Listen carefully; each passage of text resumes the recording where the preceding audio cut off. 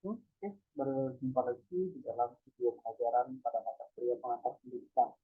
Baik, pada pertemuan kali ini kita akan membahas materi tentang pengertian dan unsur untuk pendidikan. Nah, seperti yang kalian bisa lihat di dalam touchscreen yang saya bagikan, kita akan membahas terlebih dahulu tentang apa itu definisi dari kata didik, dan kemudian akan dilanjutkan dengan apa saja komponen-komponen yang ada di dalam unsur pendidikan. Seperti diketahui ya, bahwa dalam KBBI itu menunjukkan bahwa kata didik itu berasal dari kata memelihara atau memberikan latihan, memberikan tuntunan, arahan, atau pimpinan. Nah, jika kita melihat ke dalam definisi pendidikan, artinya bahwa pendidikan itu adalah proses bagaimana kita memelihara, memberikan petunjuk, memberikan tuntunan kepada peserta. Nah, itu sudut pandang definisi pendidikan dari Kamus Besar Bahasa Indonesia. Nah, bagaimana dengan pendapat para ahli atau expert di bidang pendidikan sebelumnya? Nah, kita punya dua ya, expert dari luar dan tentu Bapak Pendidikan di Indonesia, yakni Ki Hajar Dewantara. Kita mulai dulu dari pendapat yang disampaikan oleh Profesor Dr. M. Lancer. Ya, pendidikan itu adalah proses dalam upaya memberikan bimbingan dan bantuan rohani ya bagi peserta didik yang memerlukannya. Nah, ini definisi disampaikan oleh Profesor Dr. Lancer. Kemudian kalau menurut Ki Hajar Dewantara seperti apa? Ya, tentu kalian tidak lupa ya, saya harapkan dengan siapa Ki Hajar Dewantara ya, yang cetus Putri Handayani ya di logo sekolah dasar waktu itu. Nah, Ki Hajar Dewantara ini menyatakan bahwa pendidikan itu adalah upaya atau proses dalam memajukan, mengembangkan, menumbuhkan budi, budi pekerti, kemudian pikiran dan tubuh bagi peserta didik. Dalam pengertiannya peserta didik di sini adalah anak ya.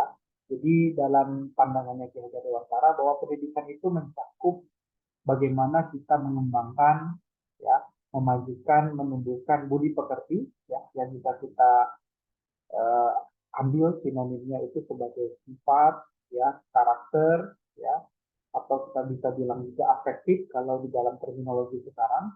Kemudian pikiran, pikiran itu definisinya adalah intelektual, kognitif ya, dimana kalau kita bisa jelaskan bahwa kognitif itu dari anak yang tidak bisa membaca jadi bisa membaca, dari yang tidak bisa menghitung jadi bisa menghitung. Nah, itu kognitif. Kemudian yang terakhir, komponen yang terakhir dari Si Hajar Dewantara itu adalah tubuh. Yang dimaksud tubuh di sini adalah fisik, ya fisik peserta didik. Jadi pendidikan itu proses yang sangat kompleks menurut Ki Hajar Dewantara, di mana ada 3 komponen yang harus ada di dalam proses pendidikan. Nah, kita melihat ya dari proses pendidikan tersebut, tentu karena pendidikan ini suatu hal yang sifatnya sangat luas dan sangat abstrak ya, tentu setiap ahli ya itu memiliki pandangan bagaimana mereka memberikan batasan-batasan tentang definisi pendidikan.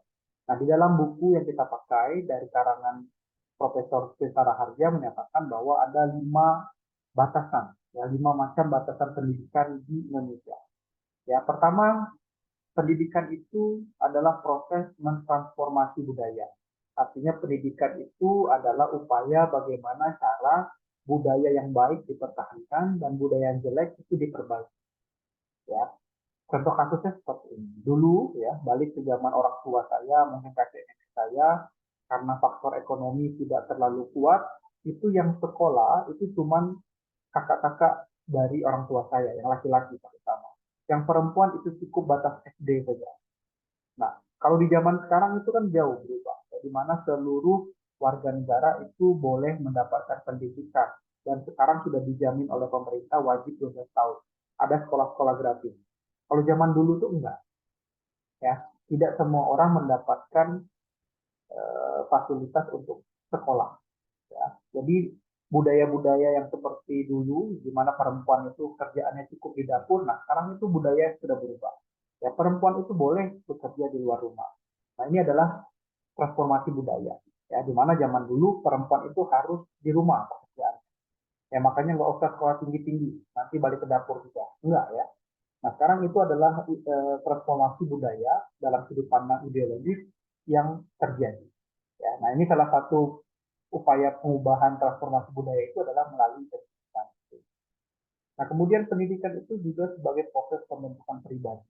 Seperti yang disampaikan oleh Ki Hajar Dewantara, ada 3 komponen dasar yang harus ada di dalam proses pendidikan. Nah, itu salah satunya itu adalah pribadi. Ya bagaimana tadi anak-anak yang sebelumnya tidak bisa sopan santun menjadi sopan santun. Anak-anak yang tidak bisa membaca jadi bisa membaca. Anak-anak yang tidak bisa berolahraga, lompat, ya, kemudian rolling ke depan misalnya. Bermain sepak bola sekarang jadi bisa. Jadi proses pendidikan itu tentu harus membentuk individunya, ya, membentuk individu, baik dari segi kognitif, ya, segi afektif, ya, segi fisiknya dan segi psikomotor. Nah, ini adalah batasan yang kedua. Kemudian, ya, proses pendidikan itu juga dimanfaatkan untuk menyiapkan warga negara yang baik. Nah, di dalam konteks Indonesia, warga negara yang baik itu adalah warga negara yang mencerminkan Undang-Undang Dasar 1945 dan mencerminkan 5 sila yang ada di dalam Pancasila. Jadi kenapa di Indonesia itu kita harus bertuhan? Ya, kita tidak bisa seperti orang luar negeri, tidak bisa bertuhan. Ya, orang luar negeri boleh tidak bertuhan, kalau kita harus. Ya, makanya di KTP itu disebutkan agamanya. Kalau di KTP orang luar negeri tidak ada agama. Ya, karena definisi warga negara yang baik itu adalah yang mencerminkan Undang-Undang Dasar 1945 dan Pancasila. Kemudian batasan yang keempat itu adalah pendidikan itu sebagai upaya menyiapkan sumber daya manusia yang siap bekerja, ya, tenaga kerja saya bilangnya. Jadi kalau misalnya sekarang kita fokusnya untuk menjadi negara industri, otomatis seluruh pendidikan yang sifatnya industri, misalnya SMK, perguruan tinggi, itu sudah mengarah ke persiapan sumber daya manusia. Dan yang terakhir, itu definisi pendidikan menurut KBHN. Nah, garis besar haluan negara itu menyebutkan bahwa proses pendidikan itu harus mencerminkan Undang-Undang 1945, Pancasila, kemudian sumber daya alam yang ada di Indonesia, dan tujuan Indonesia dalam beberapa tahun yang dibuat dan direncanakan di dalam GBHN tersebut. Nah, ini adalah macam-macam batasan yang disampaikan oleh Prof. Tirta Raharja. Ya. Nah, tujuan pendidikan itu apa? Tujuan pendidikan itu adalah peserta didik dibimbing, diberi kesempatan untuk berubah, untuk menjadi orang yang lebih baik. Nah, kita lihat dari tujuannya, terdapat 4 tujuan ya dalam pendidikan. Pertama itu tujuan umum pendidikan. Yang kedua itu tujuan kurikuler. Yang ketiga itu tujuan institusional. Yang keempat itu tujuan instruksional. Nah, tujuan umum itu artinya apa? Yang tadi, menciptakan warga negara yang baik. Ya, warga negara yang memiliki kemampuan. Nah, kurikuler itu apa? Tujuan yang berdasarkan kurikulum. Jadi kurikulum anak SD, SMP, SMA itu beda-beda kurikulumnya. Ya, muatannya berbeda-beda.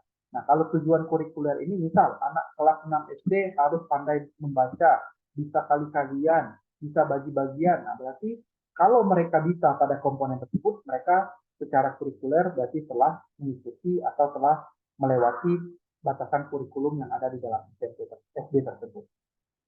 Kemudian tujuan institusional. Tujuan institusional ini adalah berdasarkan tingkat institusinya.